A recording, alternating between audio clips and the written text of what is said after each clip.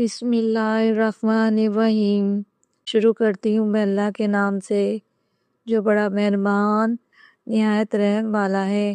رسول اللہ صلی اللہ علیہ وآلہ وسلم نے فرمایا، اللہ پاک فرماتا ہے کہ انسان کا ہر نیک عمل خود اسی کے لیے ہے، مگر روزے کے وہ خاص میرے لیے ہے اور میں ہی اس کا بدلہ دوں گا۔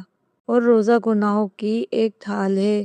اگر کوئی روزے سے ہو تو اسے فحش گوئی نہ کرنی چاہیے اور نہ شور مچائے۔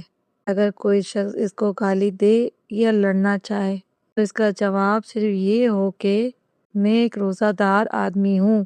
اس ذات کی قسم جس کے ہاتھ میں محمد صلی اللہ علیہ وسلم کی جان ہے، روزہ دار کے منہ کی بو اللہ تعالیٰ کے نزدیک مشک کی خوشبو سے بھی زیادہ بہتر ہے۔ روزہ دار کو دو خوشیاں حاصل ہوں گی، ایک تو جب وہ افطار کرتا ہے تو خوش ہوتا ہے، اور دوسرے جب وہ اپنے رب سے ملاقات کرے گا تو اپنے رب کا ثواب پا کر خوش ہوگا۔